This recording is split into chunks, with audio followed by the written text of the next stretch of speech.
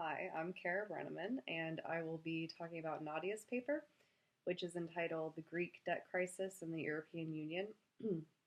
I think it's a good topic to choose. There's obviously a reason why we've talked about it so much in class. Greece was definitely one of the hardest hit countries of the 2008 financial crisis, and clearly you've done the research here and have delved into the topic. My big main concern with the paper would be its structure. Um, it kind of goes back and forth between the beginning of the crisis to more present day to before Greece joined the Union and Monetary Union. So I think it can be a little hard to follow. I don't know if maybe you were overthinking it in some of the points that you wanted to hit, but it definitely would benefit from just going through chronologically. So all of the background information that you found that's kind of sprinkled throughout the paper, go ahead and put all of that in the front of the paper. So the issues that Greece had with joining the European Union and Monetary Union, what you find to be some foundational mistakes that made the 2008 financial crisis even worse, put that background right at the start so that the reader can follow along and understand why the 2008 financial crisis was even worse for Greece. Other than that, there are issues of clarity throughout where I could maybe follow along with your train of thought, but somebody who has not really looked into Greece and the financial crisis, they might not necessarily have enough background knowledge, and things need to be a little more clear, maybe a little more specific. So I'm going to go through the paper and talk about the biggest issues of clarity. Um, I do want to say I'm not going to have time to really hit them all paragraph by paragraph. So what I would encourage is to really do a close reading and read your paper out loud. That's going to be something that's really helpful because there were times where a sentence would kind of start in one way and then just end up in a different, it didn't all fit. And I could see how if you're just sitting down and writing, that it just happens. But then when you read it out loud, you can hear it and understand that, oh, it's a little jumbled or that's a fragment and not really a complete thought. And I also found there are little grammar errors throughout sentences that don't have capital letters to start with, some missing commas, some unnecessary commas, a few times where an apostrophe is needed to make something possessive. So just to remind you to do that very close reading for grammar errors and then read a paragraph out loud when you're done with it to think, does this make sense? Read it to a friend if you can. See if they can figure out what you're talking about. So for example, starting off in your introduction, you say there has been a decline in confidence in the European Union and power has shifted. Well, you don't specify where that power has shifted. I'm guessing that you mean power has shifted away from Greece and toward the Troika, but it's not entirely clear. And speaking of the Troika, you do also mention that in the introduction. I think it may be beneficial to go ahead and define what the Troika is, that it's the European Commission, European Central Bank, International Monetary Fund. Maybe it's a well enough known term that you don't have to do that. I don't know. I hadn't heard of it before taking this class. So I think it might just be helpful. And that's a little thing. And at the end of your introductory paragraph, I'm guessing this final sentence is your thesis statement, and I do think it needs to be cleaned up. Let me read this out loud. The Greek financial crisis began in 2008 and came from the lead-up of events such as Greece's entrance into the Eurozone, adoption of the euro, misreports on economic performance, monetary problems, mismanagement of the economy, and investors who failed to pick up on warning signs, resulting with different opinions of European integration. All of those are true. Like, I'm not knocking you for that. They are all true, they are all factors. But having such a long list of everything you're going to go through makes it hard to answer the question of what's the purpose of this paper. So I would try to rephrase that thesis statement to really be about the themes that you're going to hit.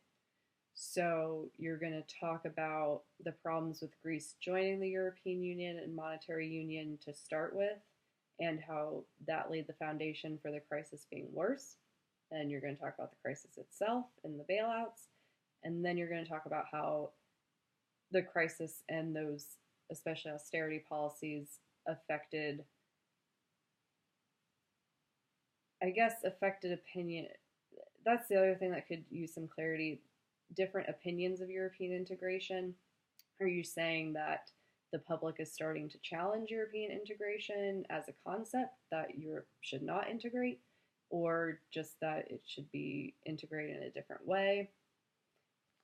It's not entirely clear. Now, I will skip ahead to, I do want to mention paragraph 5 is really repetitive. You're basically saying the same thing 2 sentences in a row. Impact from the financial crisis has raised concerns about the rise of economic nationalism, the solidity of the single market. I also wasn't sure what you meant by solidity of the single market. And the failure of the euro. You say Greece eventually adopted the euro in 2001 and switched their currency, the drachma, to the euro. After their accession in the eurozone, they later adopted the euro as their currency in 2001. Before the euro, they previously used a form of currency known as the drachma. So those 2 sentences, I mean, you say the same thing, what their former currency was, the year they adopted the euro. And I really don't think it needs to be its own separate paragraph. I think that could be something that you mention in the beginning when you're giving that background knowledge. I also want to talk about paragraph 7, where you say an election that has recently taken place in October showed how Greece's deficit figures were incorrectly stated as being 5% and the deficit was actually 13% of GDP. Name the year that election took place. You say it's recent, but I don't know, was it just last year? Was it 2 years ago? Was it 5 years ago?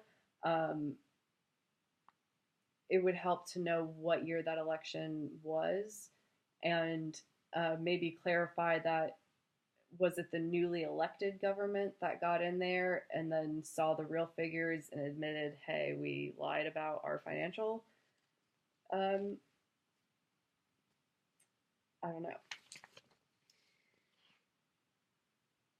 So, and that would go on, first signs of misreports were noted and Greek government made errors on 11 counts. Again, I would like to know what year that's happening to help frame it. And that's where going chronologically would help you organize your thoughts.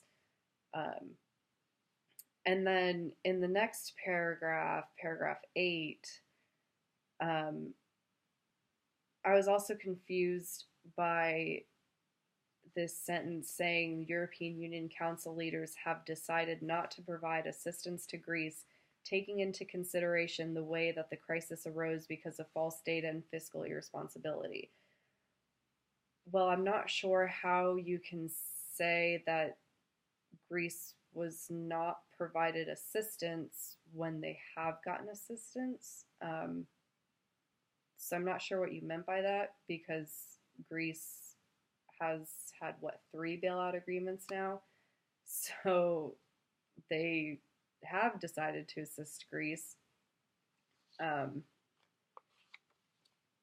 but maybe you found something else. Maybe that was earlier on in the story, and originally they weren't going to offer that assistance, and then things changed and they realized that the euro was threatened.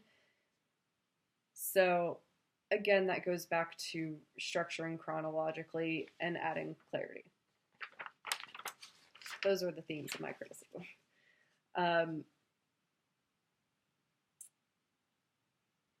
I also wanted to note in paragraph 9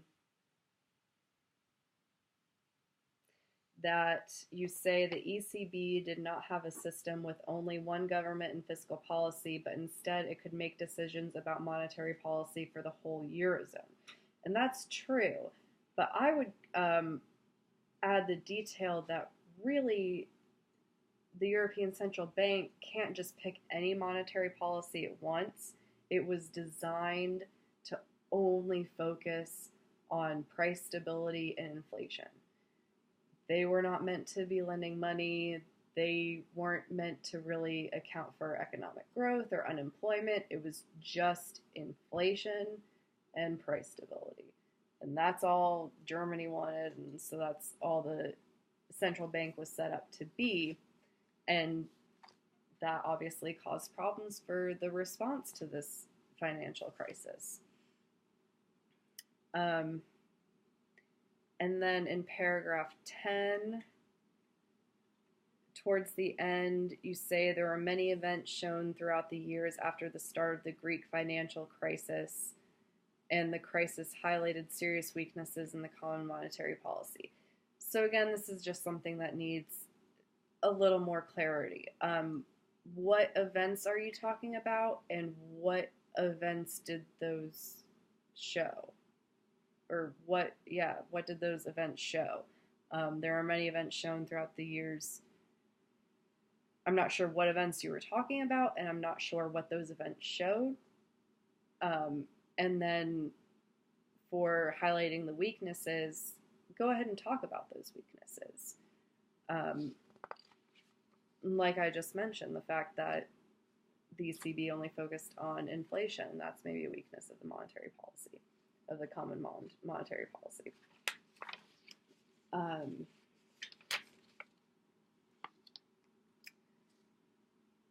Then I will skip ahead to paragraph 15.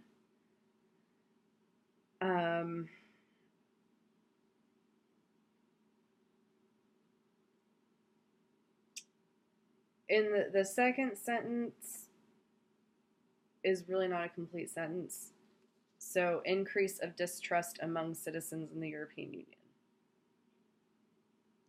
That's that whole sentence. I don't know if maybe you meant to fold it into the first one. So the 2009 crisis left many issues such as economic effects, high unemployment rates, and disorganized politics with doubts of European integration being beneficial.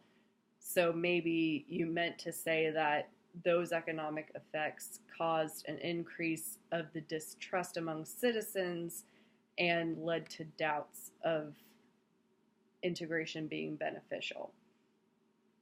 And then paragraph 16, where you talk about how the United States thought about how the European Union handled the financial crisis. I'm really not sure that this whole paragraph is even necessary.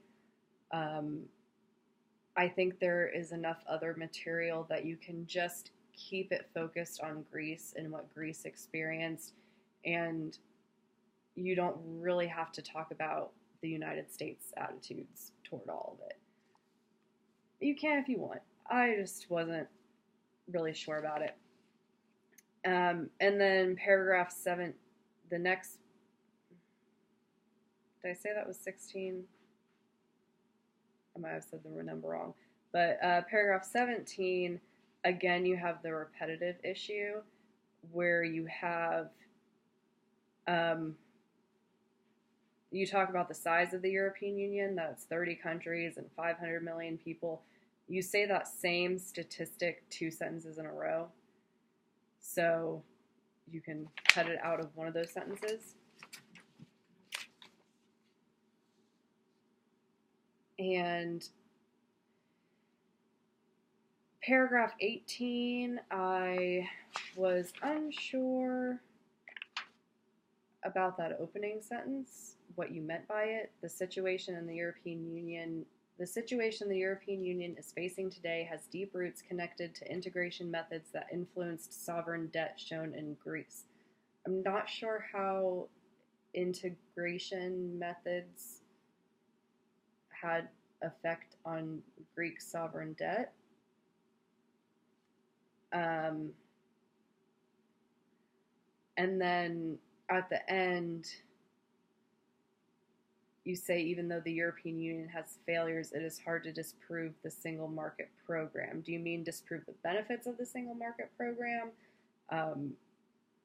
Because the single market, it does exist, so you can't really disprove the program itself, but you could debate the benefits of it. So I think you just need to, again, clarity.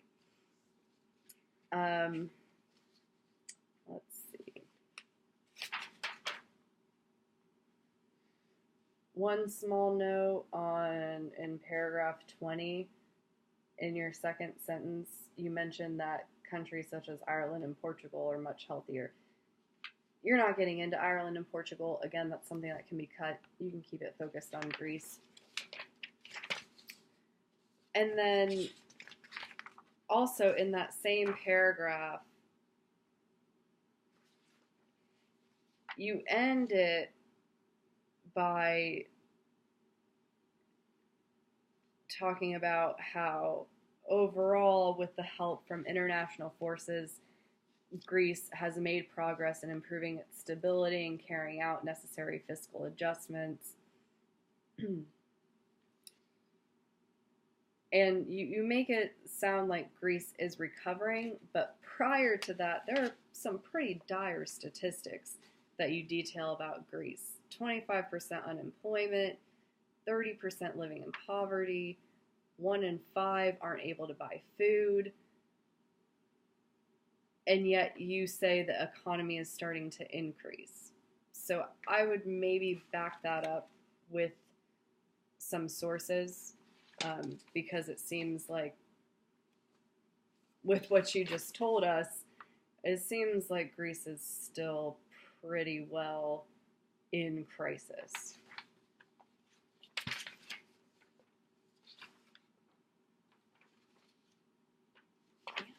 So I guess those are my major concerns. I went way over time.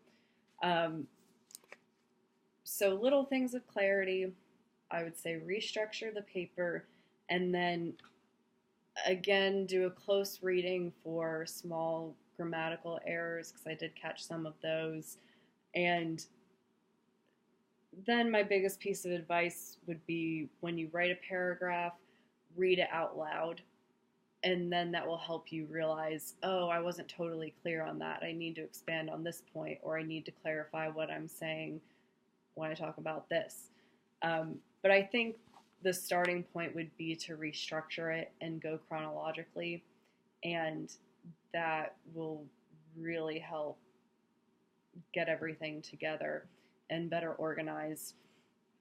And I don't think I brought it up as I was going through it, but I know in one paragraph